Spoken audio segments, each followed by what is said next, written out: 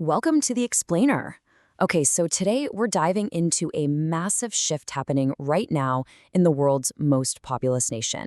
Observers, legal scholars, and political scientists have been meticulously documenting this profound transformation inside India's democracy. So, we're going to unpack their research to figure out exactly what's going on and, what it really means for the rest of us. Let's kick things off with the big question researchers are asking right now. Is the world's largest democracy actually eroding? This definitely isn't just some abstract academic debate. I mean, with 1.4 billion citizens, a shift in India's governance fundamentally alters the entire global balance of democracy and autocracy.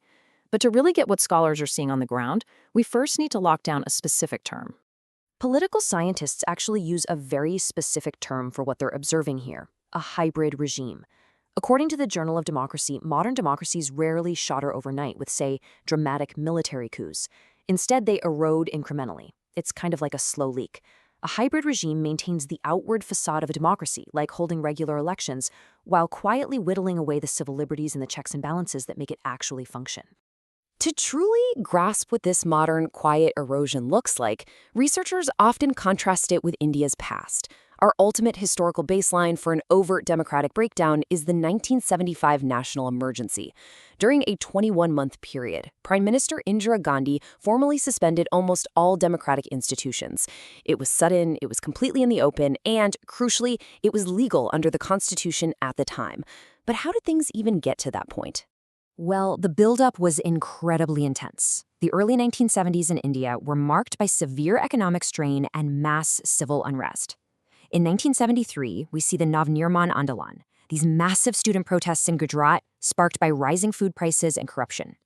Then, in 1974, the JP movement calls for a total revolution in Bihar, demanding the regional government just be dissolved completely. But the true catalyst hits on June 12, 1975. The Allahabad High Court issues the Raj Narayan verdict, which actually finds Prime Minister Gandhi guilty of electoral malpractice and invalidates her election. Faced with overwhelming judicial pressure and mass dissent, she strikes back. Just before dawn on June 26, 1975, a state of emergency is declared. In a nationwide broadcast that very day, Indira Gandhi justified the emergency with a really striking argument. Notice her framing here. She claimed the opposition was attempting to negate the functioning of democracy itself. She framed the suspension of constitutional rights not as some authoritarian power grab, but as an absolute necessity to protect the nation from internal disturbances. It was a formal, explicit decree of state power. And the sheer scale of that decree was just staggering. 1,011,000, according to the Historical Shaw Commission, that is how many individuals were detained under preventative detention laws during the emergency. Political opponents, civil society members, and protesters were just swept up and jailed. It was a massive, blunt force suspension of civil liberties. Now, this historical context is super important because the contrast with today's situation is incredibly sharp. The 1975 emergency was all about formal suspensions and explicit press censorship, a totally declared breakdown. But according to the Journal of Democracy, today's backsliding operates covertly. It relies on the informal chilling of dissent and using perfectly legal frameworks to harass the opposition. The formal institutions remain intact on paper, but their protective norms slowly erode. And the global community has absolutely noticed this shift. Multiple independent organizations that analyze global governance have systematically downgraded India's democratic standing over the last few years. Freedom House dropped them from free to partly free. The VDEM project downgraded them from an electoral democracy to an electoral autocracy. And the Economist Intelligence Unit moved them from a flawed democracy to a hybrid regime. So you might be wondering, how exactly is this informal erosion playing out on the ground? Well, the Journal of Democracy points to a few specific administrative tools used to stifle opposition today. First up, there's the widespread use of colonial-era sedition laws. Second, the Unlawful Activities Prevention Act, or UAPA, has been amended in ways that allow the government to designate individuals as terrorists without specific links to known organizations. This makes it incredibly difficult to even get bail. Third, critics are often broadly vilified as anti-national, which basically equates criticizing government policy with disloyalty to the nation itself. And finally, perfectly legal administrative actions, think financial audits and tax raids, are systematically used against civil society groups like Amnesty International and Oxfam. And if you want a really striking metric on how these mechanisms are being applied, get this. 96%. According to the research, 96% of all sedition cases filed against citizens for government criticism since the year 2010 were filed after 2014. The law itself hasn't fundamentally changed, but the frequency and the targets of its application absolutely have. Which brings us to a really crucial question. Who is actually supposed to check this executive power? That brings us to the judiciary, which is supposed to be the ultimate custodian of the Constitution. A January 2025 report by the International Commission of Jurists, titled Judicial Independence in India, Tipping the Scale, took a comprehensive look at the Supreme Court. They identified some deep structural weaknesses that researchers say leave the courts highly vulnerable to executive influence. Let's break down what the ICJ actually found regarding this vulnerability. First, they point to a distinct lack of transparent, objective criteria in how judges are appointed.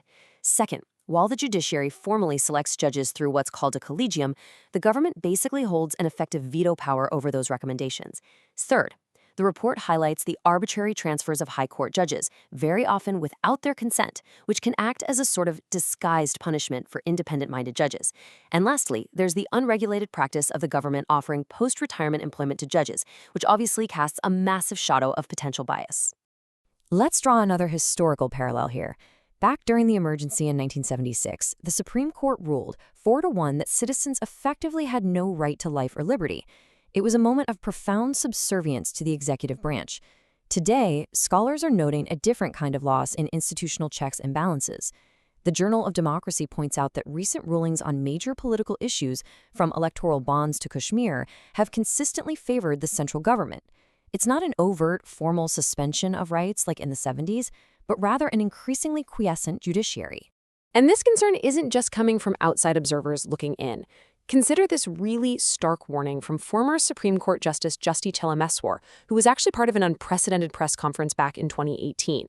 He wrote, "Bonhomie between the judiciary and the government in any state sounds the death knell to democracy." I mean, that is a powerful alarm bell ringing from right inside the institution itself about the blurring lines of the separation of powers. Moving beyond the courts, let's shift our focus over to the press, because controlling the public narrative is an absolute hallmark of democratic backsliding, whether we're talking about 1975 or today. And independent media is absolutely essential for citizens to accurately evaluate how their government is actually performing. Once again, the contrast in methods between the two eras is totally fascinating. In 1975, media control was incredibly blunt. Just hours after the emergency was declared, power was literally cut to newspaper printing facilities, and strict, formal pre-censorship guidelines were legally imposed. You couldn't even leave your editorial columns blank as a form of protest. But today's media landscape operates quite differently. Formal censorship is pretty rare. Instead, researchers point to widespread self-censorship driven by intimidation and a massive structural shift toward the consolidation of news networks by billionaires with very close ties to the government. Researchers highlight a few specific tactics being used to chill independent journalism today. For starters, the government can deny broadcasting licenses to domestic organizations that are critical of its policies. On top of that, journalists frequently face arrests or highly targeted social media hate campaigns.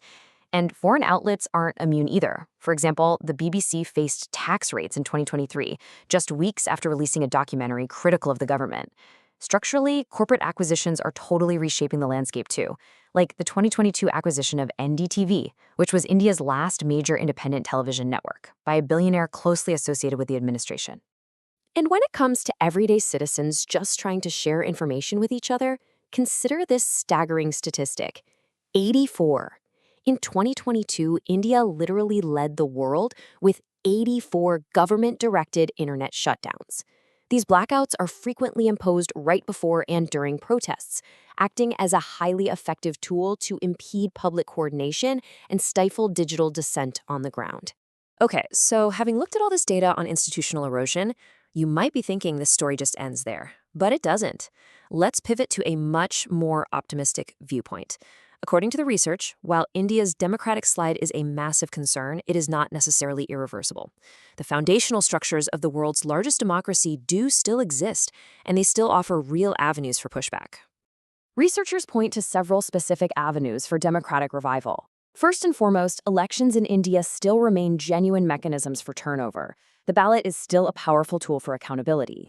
Second, we continue to see massive grassroots movements and incredibly effective mass dissent, like the recent large-scale protests that successfully pushed back against new farm laws.